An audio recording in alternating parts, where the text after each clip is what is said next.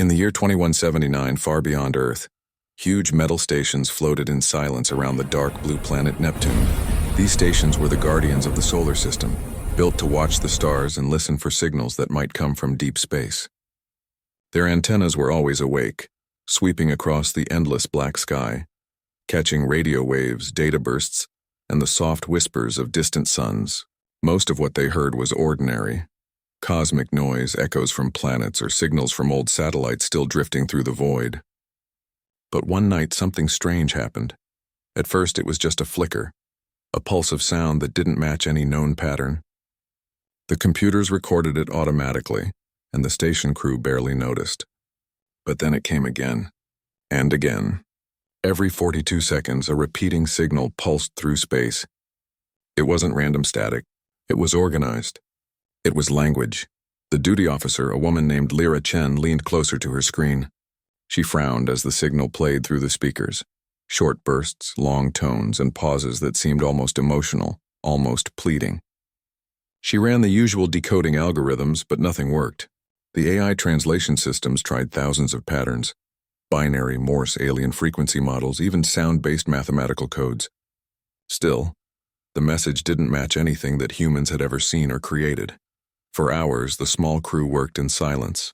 The transmission kept coming, each time with the same rhythm, the same desperate tone. It wasn't just a random cosmic signal. It sounded alive, like a voice calling out through the dark, begging to be heard.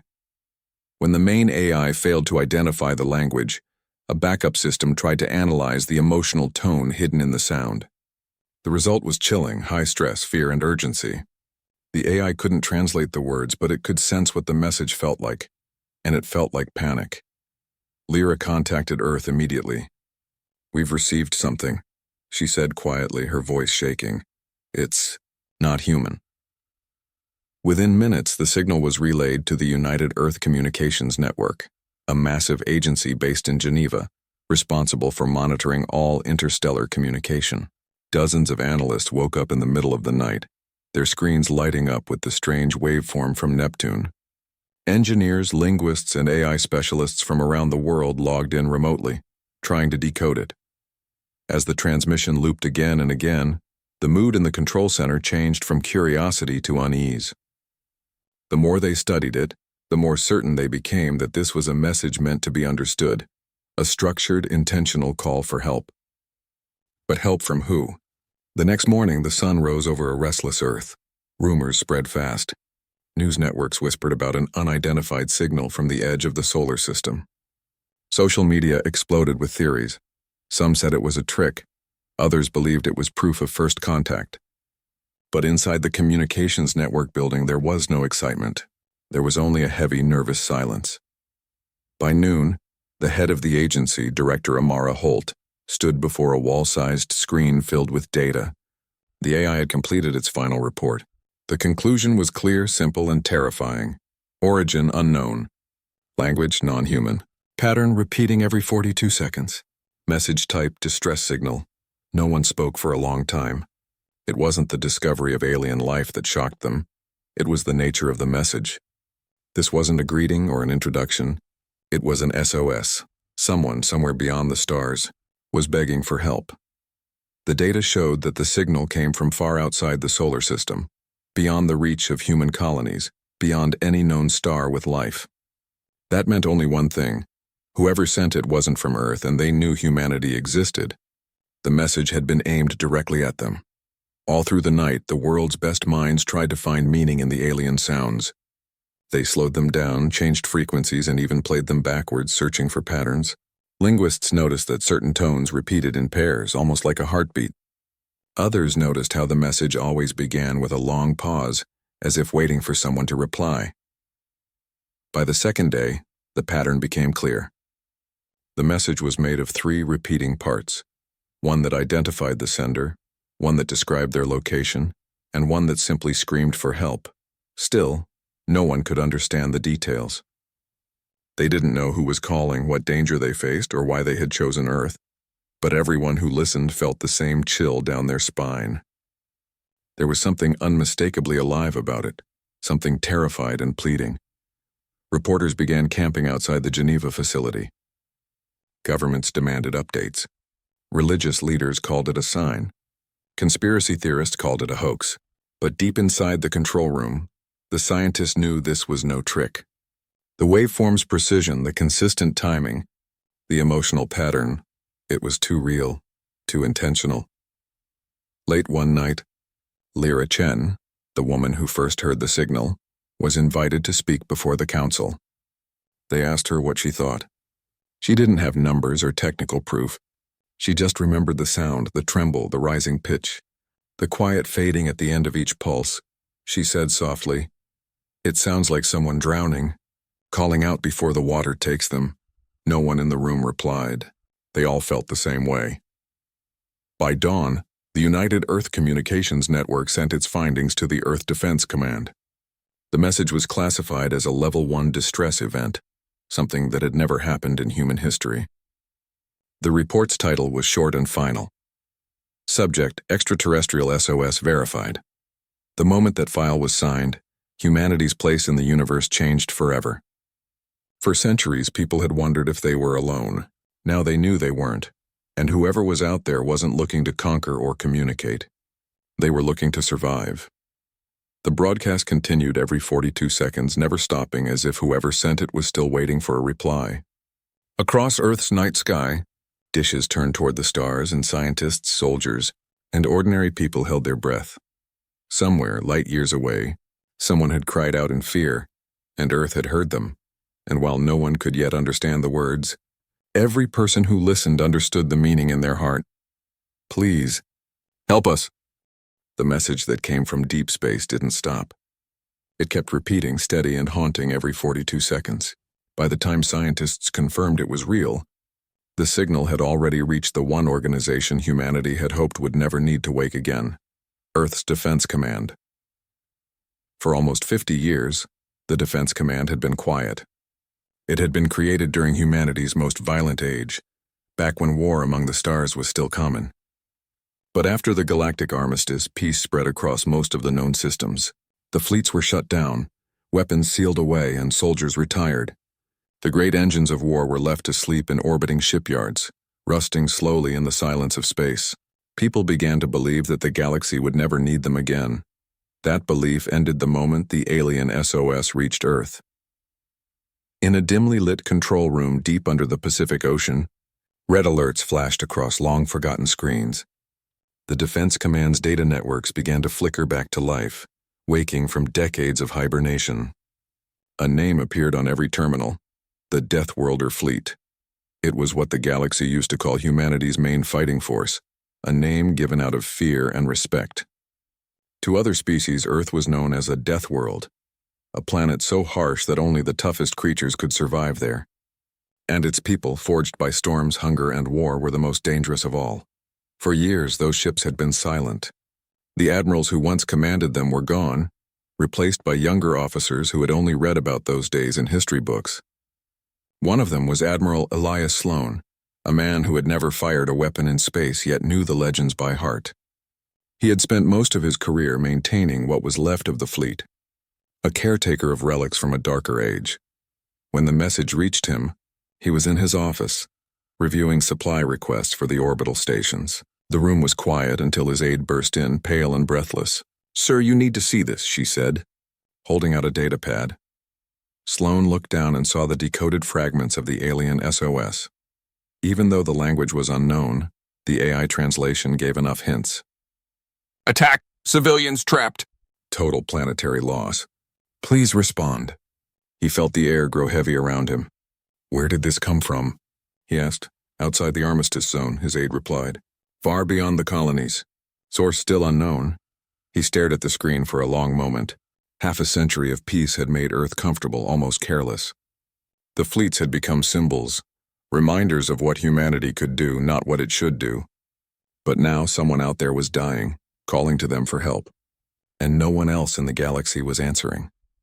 Admiral Sloan took a deep breath and said the words that would change history again.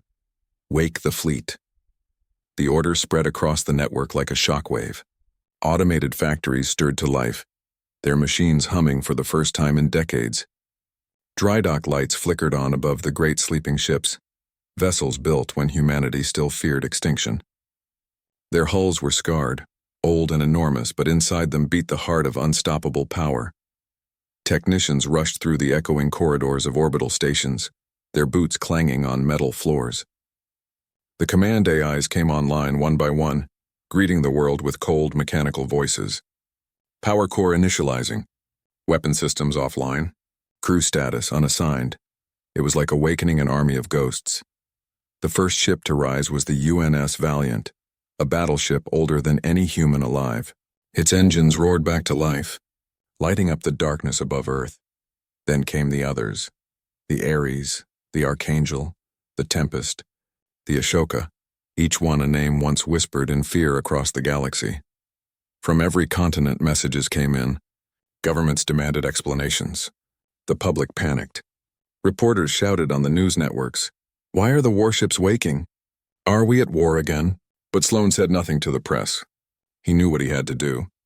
The Deathworlder fleet had always been humanity's final answer, the force that moved when every other hope was gone. And right now, someone, somewhere, had lost all hope. Inside the fleet's command center, Sloan stood before the central holographic display. The alien signal pulsed faintly at the edge of known space. Around it, he saw only darkness, no trade routes, no colonies, no rescue ships. Just silence. He spoke quietly to his officers. "They're calling for help. Maybe they don't even know who we are. Maybe they've only heard stories. But they reached out to us, and that means something." One of his younger officers frowned. "Sir, if we go out there, we could be walking into a trap." "The politicians won't like it." Sloan looked at him, eyes sharp. "Then they can take it up with me when we get back." "If we get back." The officer nodded, understanding what that meant. Preparations began at once. The shipyards glowed brighter than they had in half a century. Engineers patched old hulls, refitted reactors, and tested weapon systems that hadn't fired since before they were born. Old veterans were called out of retirement, their faces lined with disbelief as they watched their ships awaken again. Everywhere, there was a strange mix of fear and pride. Humanity had not fought a war in 50 years, but the memory of what they were capable of had never completely died. The words of the past echoed through the halls of every ship. "If we fight to end it." By the third day, the first group of ships was ready. They hovered in low orbit, silent giants reflecting sunlight over Earth's oceans. From below, people could see them, gleaming specks moving slowly across the sky. Children pointed. Old veterans saluted. Families prayed. Admiral Sloan watched from the command deck of the Valiant as its engines began to hum. The ship trembled like something alive, as though it too had been waiting for this moment. "Status?" he asked. "All systems green, sir. Fleet ready for deployment." Sloan looked out at the stars, at the point of light where the alien signal had come from. He thought about the words encoded in that faint transmission. The desperation, the terror. Entire families, entire cities crying out for help no one else would give. He whispered, "No one cries for help in our sky and goes unanswered." The engines flared, and the Deathworlder fleet began to move. Slow at first, then faster, breaking formation as the ships aligned for interstellar jump. The light of their reactors filled the darkness like the glow of awakening suns. From the surface of Earth, millions watched as streaks of light rose into the heavens. For the first time in a generation, humanity's deadliest fleet was awake again, not for conquest, not for revenge, but because someone needed saving. And as the last ship vanished into the black, Admiral Sloan's final words echoed through the command channel. "Deathworlders don't start wars. We end them." The fleet moved beyond the borders of known space, farther than any human ship had gone in 50 years.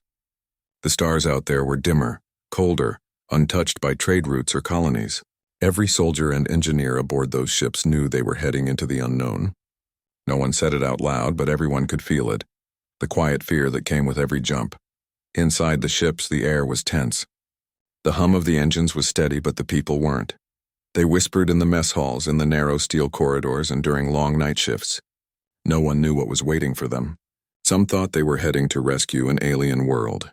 Others feared it was a trap, that someone had faked the SOS to lure Earth's deadliest fleet out into the dark. The younger soldiers tried to hide their nerves behind jokes, but the veterans could see the worry in their eyes. It was the kind of fear that came before a storm, quiet, cold, and heavy. Even the ship AIs noticed the tension, lowering the lighting and playing soft ambient tones to keep morale stable. But nothing could stop the questions. What if they attack us? What if they don't want our help? What if it's too late already? Admiral Sloan listened to the chatter through the comm network but didn't silence it.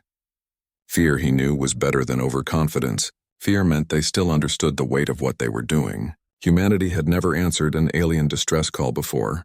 They had fought aliens, traded with them, even made peace treaties. But no one had ever called Earth for help. Not until now. The fleet crossed the last navigation beacon of human space. Beyond that point, there were no charts, no friendly stations, no fallback routes. Only dark space and faint starlight. The officers called it the Black Curtain. Once they crossed it, there would be no turning back. Day after day, the ships drifted through the void, their engines pulsing like distant heartbeats. The soldiers kept busy, running drills, maintaining weapons, checking armor, anything to keep their minds from wandering. But at night, when the lights dimmed and the stars drifted by, they thought about the message. Those same desperate tones still echoed through the command center, a sound that seemed to cry out from the depths of time. 3 weeks passed like that. Then finally the fleet's sensors picked up something ahead, a star system near the Epsilon Verge, a region of space that no human had ever charted. The source of the distress call was coming from a planet orbiting a pale blue sun. Its name, according to the AI translation from the signal, was Varus 9. When the fleet exited jump space, the view filled every screen. The planet was beautiful, green continents, wide oceans, and cloud systems that shimmered with color. But beauty ended the moment they looked closer. Varus 9 was burning. Cities were on fire. Entire regions covered in smoke, visible even from orbit. Dozens of smaller ships surrounded the planet, not fleets of defense but packs of raiders. They were scavengers, pirates, and mercenaries, the kind of creatures who saw life as just another thing to sell. They weren't there to conquer. They were there to strip the world bare. The tactical screens showed the truth. The aliens of Varus 9 had no weapons, no orbital defenses, no warships. Their transmissions were weak and fragmented, full of terrified voices. They had never known war. Their civilization was peaceful, built on art, science, and harmony. They had never even developed the concept of organized combat. And now, they were dying. Humanity had seen brutality before, on Earth, in the old wars, in the early days of expansion. But never like this, never with such coldness. The raiders were efficient, systematic. They bombed population centers, captured survivors, and herded them into ships to sell as slaves on distant worlds. They even destroyed the planet's water purification systems, ensuring that what little remained would poison itself in weeks. From the bridge of the UNS Valiant, Admiral Sloan stood in silence, staring at the holographic feed. The entire planet looked like a graveyard of light. His officers waited for orders, unsure if they were allowed to engage. The Galactic Armistice had laws against interference in non-human affairs, but Sloan didn't care. He turned to his communications officer. "Open all channels," he said. "Sir, the signal traffic is chaotic." "We can't." "Then clear it. I want the raiders to hear us." A moment later, his voice boomed through every active frequency near the planet. "This is Admiral Elias Sloan of the United Earth Fleet. You are attacking unarmed civilians. Cease all operations and withdraw immediately, or we will open fire." For a few seconds, there was silence. Then laughter came through the speakers, cold, cruel, and echoing with static. A raider commander replied, "Earth? We thought your kind had gone soft. Come, Deathworlders, show us if the stories were true." That was all Sloan needed to hear. Across the fleet, red lights flashed. Weapon systems came online. Engines roared. The soldiers who had spent weeks wondering what awaited them finally had their answer. As the ships moved into position, engineers whispered prayers. Pilots checked their targeting systems. Medics prepared for casualties. No one spoke about fear anymore, and only duty. From orbit, humanity watched as the raiders continued their slaughter below, unaware of what was about to hit them. The first volley came from the Ares, a single beam of plasma that sliced through a raider battleship like paper. The explosion lit up the upper atmosphere, visible from the surface. Within seconds, the entire fleet joined in. Space itself seemed to ignite as railguns and plasma cannons tore through enemy formations. Down on Varus 9, The survivors looked up and saw streaks of light burning across the sky. Not the weapons of their attackers, but something else. Something brighter. For the first time, they saw the Deathworlders. From the command deck, Sloan watched the chaos unfold. "Target their carriers first," he ordered calmly. "No one escapes." The fleet moved like a machine, every ship in perfect coordination. The raiders tried to scatter, but it was too late. The humans had fought worse enemies before, and they knew exactly how to end a war in hours. By the end of the first day, the space around Varus 9 was filled with debris and drifting wrecks. The raider fleet, thousands strong, was gone.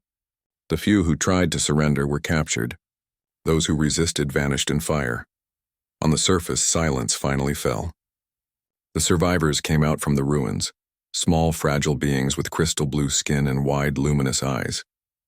They looked up as the shadows of human ships passed over them, blocking the sun for a moment. To them, those ships were gods descending from the heavens. They didn't know what Earth was. They didn't know who the Deathworlders were. But they understood what had just happened. Someone had heard their cry. Someone had come for them. In orbit, Admiral Sloan stood over the map of the burning world and said quietly, "They asked for help. We answered. No one cheered. No one smiled." They all stared at the planet below, a world saved but scarred forever. Humanity had arrived too late to stop all the death, but not too late to end it. And in that moment, every soldier aboard the fleet understood what they truly were. Not conquerors, not heroes, but guardians of the desperate. The unknown wasn't so unknown anymore. Somewhere out there in the cold vastness of the galaxy, a voice had cried out for help, and Earth had answered with fire. The dark sky above Varus 9 burned with fire. The Deathworlder fleet, humanity's most powerful warforce, had arrived. From orbit, Earth's ships hovered like giants made of steel and light. Each one carried enough power to level a continent, but their movements were calm, precise, and frighteningly controlled. They were not here to destroy everything, only to save those who could still be saved. When the order came from Admiral Sloan, the fleet moved as one. Engines roared, guns charged, and the night above Varus 9 lit up brighter than its sun. Orbital strikes fell with deadly accuracy, cutting through the raider ships that still dared to resist. From the ground, it looked like streaks of lightning falling from heaven, bolts of burning light that shattered enemy formations in seconds. Each human battle group worked in perfect harmony. Decades of peace hadn't dulled their discipline. Every shot, every maneuver, every explosion was carefully calculated. They didn't waste power or fire blindly. The Deathworlders fought with purpose. One squadron of ships descended lower, through the atmosphere, engines blazing orange against the clouds. They targeted the raider strongholds on the surface, the landing zones, slave camps, and command centers. Precision railgun strikes cut through walls and towers as if made of paper. Not a single blast hit a civilian zone. The fleet's computers mapped everything, from population clusters to heat signatures, ensuring every attack saved more lives than it risked. From the surface, the aliens of Varus 9 could only watch in silence. Their cities were still burning. Their skies, once filled with enemy ships, now glowed with strange lights, the Deathworlders' ships descending like spirits of vengeance. To them, humanity looked like creatures from myth, towering machines wrapped in thunder, soldiers who moved through fire without fear. When the first human landing craft touched down, the ground shook. Massive metal ramps opened and out marched armored figures, humans in exosuits, their visors glowing faint blue in the smoke. The survivors of Varus 9 hid behind broken walls and fallen statues, staring at them with wide, terrified eyes. They didn't know who these new beings were. They didn't even know if this was another invasion. But then something unexpected happened. Instead of raising weapons, the humans knelt. One soldier removed her helmet, showing her face, tired, scarred, and human. She held out a water pack and gestured for a small alien child to come closer. The child hesitated at first, trembling, but the thirst was stronger than fear. The soldier smiled gently and handed the water over. Across the ruined cities, similar scenes played out again and again. Human soldiers gave away food rations, medical kits, and thermal blankets. Engineers began setting up field hospitals. Medics tended to wounded aliens whose biology was barely understood. No translator could yet bridge the language gap, but none was needed. The tone of their voices, the care in their gestures, it spoke louder than words. Some of the Varisian survivors. Small, graceful beings with pale skin that shimmered under the ash, reached out and touched the armor of the humans as if to make sure they were real. They whispered in their own tongue, soft and shaky, words that no one could translate but everyone could understand. Gratitude, relief, hope. Up in orbit, Admiral Sloan watched the reports coming in. His fleet had done what it was meant to do, not conquer, not intimidate, but protect. He looked out at the burning horizon of Varus 9 and thought of Earth's long history of war, all the pain, all the mistakes. Humanity had once been known only for destruction, but now maybe they could be known for something else. Down on the surface, the battle was over, but the aftermath was overwhelming. The once bright cities of Varus 9 were in ruins. Towers had fallen, rivers ran dark, and the air was thick with smoke. Yet amid the devastation there was life. The Deathworlders worked tirelessly through the night, building shelters, clearing debris, carrying the wounded. At dawn, the fires finally began to fade. The light of the rising sun mixed with the glow of human floodlights as the survivors gathered in what was left of the central plaza. The blackened sky slowly turned gold, revealing the silhouettes of massive Earthships hovering silently above the atmosphere. No one spoke. The survivors simply stood and watched. The humans, too, stopped their work for a moment. Soldiers removed their helmets and bowed their heads in quiet respect for the dead, both human and Varisian. For the people of Varus 9, this was the first sunrise without fear in months. They had been certain that no one would come. They had believed the stars were silent, that no one cared about their dying world. And yet, from across the galaxy, strangers had answered their cry. The Deathworlders were unlike anything they had imagined. They came from a harsh planet, a world that had taught them to fight tooth and nail to survive. To many species, humans were seen as dangerous, unpredictable, even savage. But standing under that burning sky, the survivors of Varus 9 saw something else entirely. Compassion hidden behind armor, kindness carried by warriors. A small Varisian elder approached one of the human captains, holding a broken pendant, the symbol of their world. She placed it in his hand, tears glimmering in her eyes. The captain didn't understand her words, but he understood her meaning. He nodded, gently closed her hand over his, and said, "You're safe now." Even though she couldn't understand the words, she smiled. Some feelings needed no translation. All across the planet, stories like this unfolded. Soldiers giving their rations to starving children, medics risking radiation zones to pull survivors from rubble, engineers fixing alien generators using whatever parts they could find. They worked without rest, without demand for thanks. They were simply doing what humans did best when it mattered most, helping. In the distance, human drones began collecting the wreckage of the raider ships. Evidence of the attack would be stored, studied, and shown to the Galactic Council. But for now, none of that mattered. What mattered was that Varus 9 still lived. As night returned, the survivors built small fires and the humans joined them. For the first time in months, laughter, faint and fragile, returned to the planet. The sound was strange in the stillness of so much loss, but it was real. Up above, the Deathworlder fleet floated in orbit like silent guardians, their lights blinking softly through the thin clouds. They had arrived as destroyers and stayed as protectors. By the next dawn, the last of the raider signals disappeared from radar. Varus 9 was free.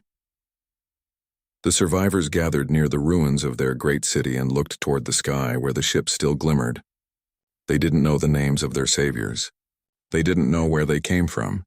But they knew that when the darkness had been at its deepest, when every hope was gone, someone had heard their cry, and though they could not understand the humans' words, they could feel their meaning, in their actions, in their calm eyes, in their gentle hands. It said, "You're not alone anymore." In that single day, the Deathworlders had changed what it meant to be human. They had turned fear into courage, war into mercy, and strangers into allies.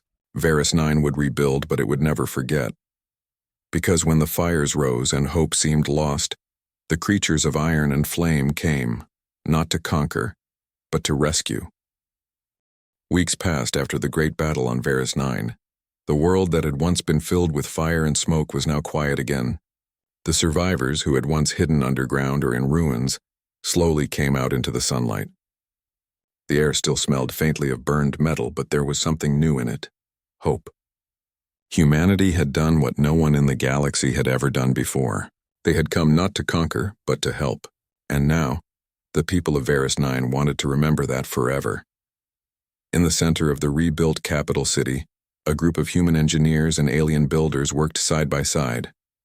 They gathered pieces of destroyed human ships, twisted steel, cracked armor plates, broken insignias, and began to weld them together into a single massive monument. It wasn't meant to be beautiful in the traditional sense. It was rough, jagged, and powerful, a reminder of sacrifice. Each piece of metal came from a ship that had fought in orbit above the planet. Some belonged to destroyers that had shielded the planet during the bombardment. Others came from ships that had fallen burning through the sky to save lives. Every bolt, every scar told a story. When it was finished, the monument stood taller than any building in the capital. It caught the light of the twin suns and reflected it in silver and bronze. On its front, engraved deep into the metal, were words that would become legendary across the stars. "We heard your SOS. We answered." These simple words carried a weight that words rarely do. They weren't written in one language, but in all known ones, in human and alien alike. It took weeks to translate and even longer to carve, but everyone agreed it had to be done. When the monument was unveiled, thousands gathered around it, humans and Varisians standing shoulder to shoulder. The atmosphere was silent, but the silence wasn't empty. It was filled with emotion, grief for the dead, gratitude for the living, and awe for the power of unity between two species that had once been strangers. When Admiral Sloan spoke at the ceremony, her voice carried through every broadcast across the galaxy. She didn't talk about victory or pride. She talked about responsibility. "We didn't come because we wanted glory," she said. "We came because someone cried for help. And when someone cries for help, humanity listens." Her words became immortal, quoted in schools, songs, and speeches for generations to come. The story of Varus 9 spread like wildfire. On some worlds, people cheered humanity's courage. They called them saviors, protectors, even heroes. On other worlds, leaders whispered in fear. They had seen what the Death Worlder fleet could do when it moved. Entire enemy armadas destroyed in hours. To them, Earth had proven once again why humans were feared across the stars. But fear and respect often walk side by side, and even those who feared humanity could not ignore the compassion that had driven them to act. News networks across the galaxy replayed the images. Human soldiers handing out food to alien children, medics treating the wounded, engineers repairing homes. It was unlike anything the galaxy had ever seen. For centuries, power had always been used for domination, but now the most dangerous species in existence had shown restraint, mercy, and kindness. The balance of galactic politics began to shift. Many civilizations started opening communication channels with Earth, some to thank them, others to understand them better. Treaties were discussed, alliances formed, and a new era of cautious cooperation began. Back on Earth, the news of the monument touched billions. Across cities, people watched the ceremony live, their screens showing the towering structure under Varus 9's orange skies. There were tears, pride, and a deep sense of meaning. Humanity, which had once feared being alone in the universe, now knew they were not just explorers or survivors. They were guardians. The phrase, "We heard your SOS," became a symbol of human identity. It was printed on posters, flags, and even school walls. Children grew up learning about the day when humanity answered a call from the stars and saved an entire world. The soldiers who had fought there were celebrated not as warriors, but as protectors. Many of them returned home with stories that seemed impossible. Stories of alien families thanking them in gestures rather than words, of rebuilding homes under alien suns, of friendships formed through shared pain and hope. Some even stayed behind on Varus 9 to help rebuild, refusing medals or honors, saying their reward was seeing life return to a planet that had nearly died. As months turned into years, Varus 9 became a place of pilgrimage. Ships from countless species came to see the monument. Some came to pay respect, others to seek forgiveness for the violence that had spread through the galaxy for so long. The monument became more than a reminder of one event. It became a promise, a symbol of what could be achieved when empathy overcame fear. Around its base, flowers, relics, and messages were placed in hundreds of languages. No one ever removed them.